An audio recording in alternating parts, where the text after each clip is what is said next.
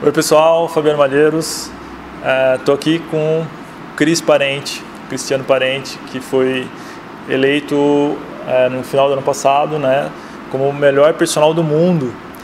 E a gente vai bater um papo aqui e o Cris vai falar um pouco desse evento, como foi, vai deixar uma dica aí para vocês também, as dicas dele aqui como o melhor personal do mundo, né? Então, Cris, queria agradecer, cara. Imagina. Primeiro, de você aceitar esse convite. Segundo, de disponibilizar um pouco do seu tempo, de compartilhar um pouco de como foi tudo isso para você, um pouco das suas dicas, de como é aqui a sua vida aqui na Coach, né? Coach, aqui na academia que o Cris tem há mais de 10 anos, aqui perto da Avenida Paulista, em São Paulo. Então, obrigado, cara. Obrigado a você também. Tá, então eu queria que, primeiramente, você contasse um pouco aí da sua história. Tá.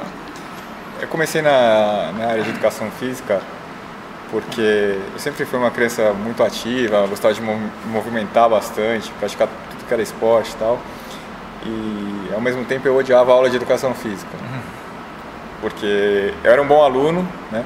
Sempre fui um bom aluno e em todas as matérias tirava notas altas e tal. Eu tinha algumas habilidades boas, então na aula de educação física eu ia bem, mas eu não era aquele aluno que ficava no pé do professor e tal. Eu gostava de jogar e tal.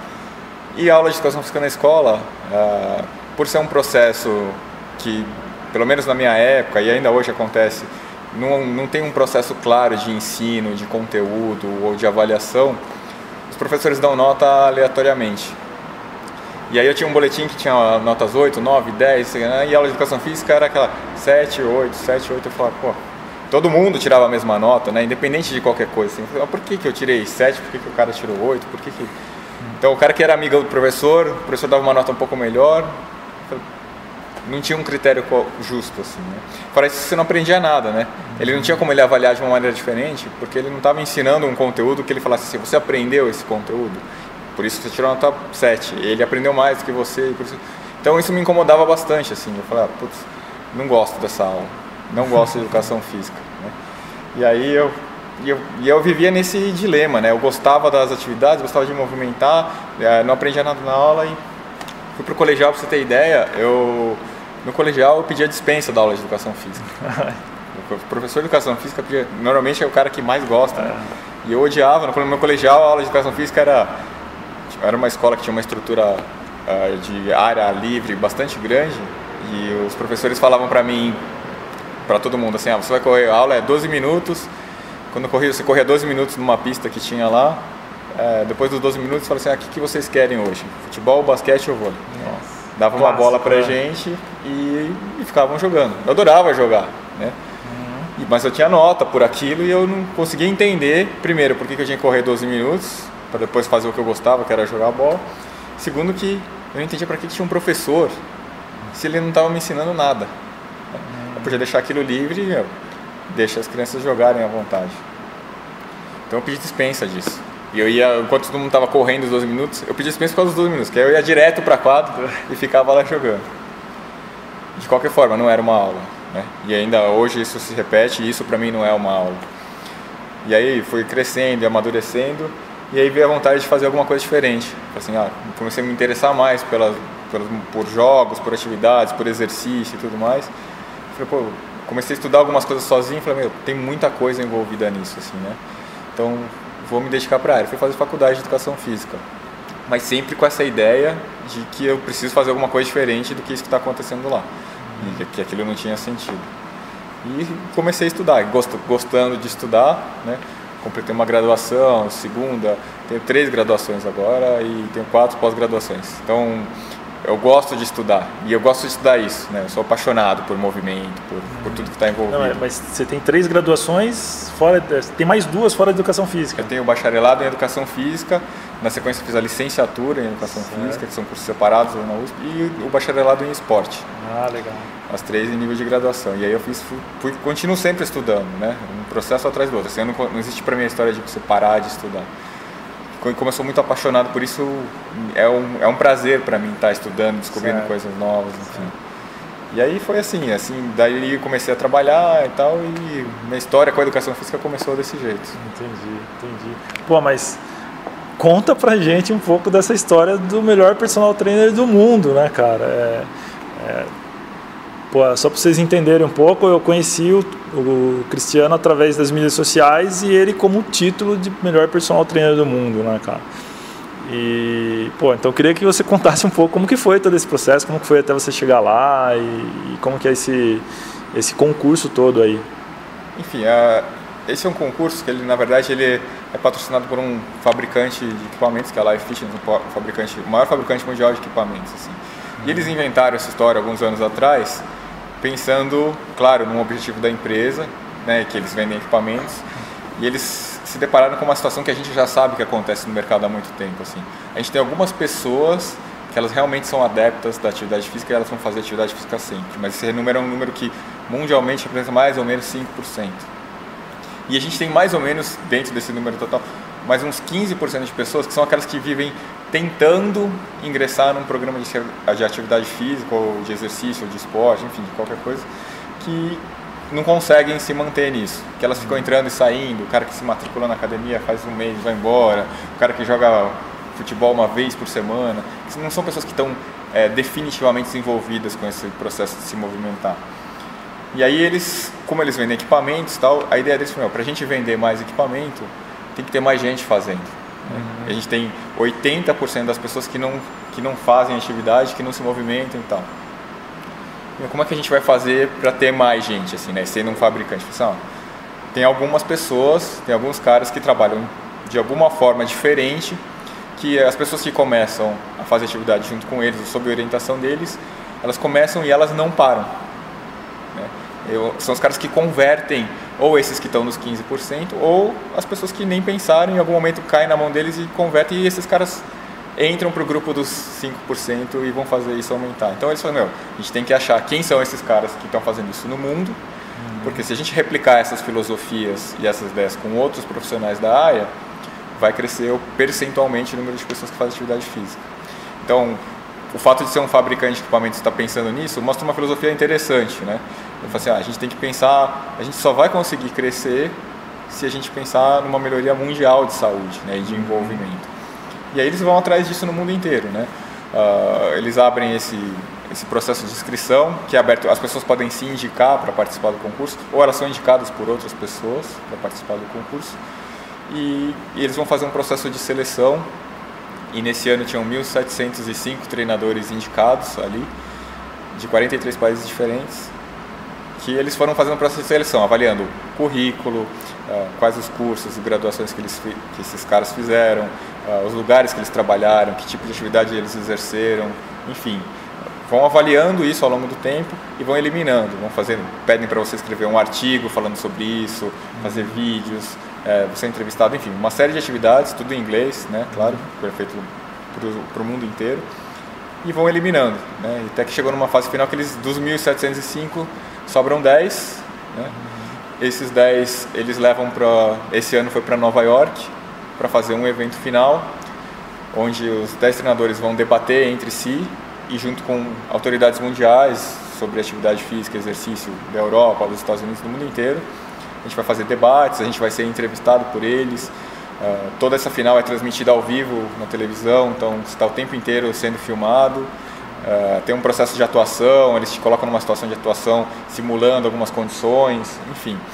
É um processo bacana e esse ano foi a primeira vez que alguém da América Latina chegou entre os 10 finalistas. E aí eu já fiquei bastante feliz, porque para mim já era uma vitória estar entre os 10, eu não esperava ganhar, mas estando entre os 10, o meu pensamento foi assim, sobraram 1.695 que estão para trás. Assim, tem mais 9 para eu tentar superar. Mas sempre com a ideia de trabalhar em cima da minha filosofia, assim, né? Não com a ideia, é uma competição, o título é bacana, mas mostrar essa filosofia, tentar fazer com que outras pessoas pensem nisso, vai fazer com que isso me traga uma satisfação pessoal. Então, eu estava ali entre os 10 e fui lá fazer o que eu faço no dia a dia, assim, nada diferente que eu falo, e aí eles gostaram, e aí eu ganhei. Pô, que legal. Pô, e a gente estava batendo um papo aqui antes, né? E o Cris é exatamente isso, né? Essa simplicidade, essa humildade, apesar de ter recebido esse título, né, de melhor personal trainer do mundo, pelo que a gente conversou, ele passou pelos mesmos processos que o personal ao longo da carreira tem, né? Algumas dificuldades que a gente tem, algumas necessidades que a gente tem. Então o processo foi bem parecido, né? Mas você falou de filosofia. Então, uma filosofia te levou ao motivo de ganhar esse concurso, né? E hoje você está aqui com o seu empreendimento, com a sua academia, que não é fruto desse concurso, né? Então você já tem isso aqui há 10 anos. Então essa filosofia já foi criada há muito mais tempo, né? Então eu queria que você deixasse para quem está vendo esse vídeo uma dica de qual é a sua filosofia, qual foi a filosofia que levou a você o título de melhor treinador do mundo, né? Eu acho que assim, tem duas coisas que são bastante importantes. Uma é essa história de estar sempre estudando. Acho que na nossa área, principalmente, muita coisa vem sendo desenvolvida e nos últimos 30 anos, mais ou menos, as pesquisas se intensificaram e a cada dia sai um conhecimento novo, né? Não só técnico. A gente tem uma mania aqui na área de educação física de focar na questão técnica, qual que é o melhor exercício ou a melhor ativação muscular, que é importante e que é interessante a gente saber e tal, mas não é só isso, né? Tem muitas coisas que envolvem a questão do movimento, das barreiras que impedem as pessoas de começarem, dos motivos que fazem elas continuarem, enfim, de tornar isso uma experiência agradável, não um sacrifício. Tudo isso, né, vem sendo estudado, vem sendo desenvolvido e você precisa, é necessário, é essencial você se manter atualizado o tempo todo. Você pensar que vou fazer um curso agora e tá bom para os próximos 3 anos. A hora que você acabou o curso, no dia seguinte você já está um dia atrasado. E 3 anos você está 3 anos muito atrasado. Então, você tem que se manter estudando. Você tem que terminar um curso, já pensar em outro, entender seu ambiente, focar outra necessidade e continuar se atualizando o tempo inteiro. Assim. E a outra questão é estudar um monte, mas pegar esse conhecimento que você estudou tanto na faculdade, na sua graduação, na sua pós-graduação e aplicar ele no mercado, não só na forma de fazer. A gente precisa ensinar as pessoas que não são da nossa área o que a gente aprende lá. Não que qual é o ângulo certo de você fazer o supino ou o agachamento, mas por que esse é o ângulo certo e por que fazer supino ou agachamento. Como se sentar direito, mas por que esse é o jeito correto de se sentar, fazer a pessoa entender isso com alguma profundidade. Então, essas questões técnicas, elas são importantes, mas elas não são tudo dentro da aula. Assim. Tem muito mais coisa que está envolvida no que você precisa ensinar para as pessoas do que somente o ângulo certo do exercício e tudo mais. Acho que talvez esse tenha sido o maior diferencial em toda essa história. Legal, legal. Pô, e a gente estava batendo um papo aqui antes, né? E o Cris falou um pouco da experiência dele e tal, das dificuldades. Mas ele falou que sempre em cada aula a ideia é levar nem que seja um tipo de conteúdo, mas dentro de cada aula tem um conteúdo para mostrar para o cliente, né? O nosso serviço é um serviço que tem uma característica muito específica, assim, né? A gente encontra várias vezes por semana ao longo de anos com os nossos clientes. A gente não precisa o tempo inteiro estar ensinando e falando, ensinando conteúdo e tal. Uma parte da aula tem outras coisas, mas tem que ter em cada uma das sessões algum conteúdo. Você tem que ensinar alguma coisa, que talvez em algum momento você precise repetir em outra sessão para o cara fixar e tal. Mas é isso que vai fazer ele entender o quão importante é se movimentar, o quão importante é se mexer, porque ele vai levar para ele a visão que a gente tem de exercício, de corpo, da necessidade que a gente tem para se movimentar. É a mesma coisa que eu falo quando você pega uma criança que ela, com 9, 10 anos, ela sabe que ela não precisa, que ela não pode jogar o lixo no chão, ou que ela tem que fechar a torneira para a torneira não vazar. Ela aprendeu isso desde pequenininho.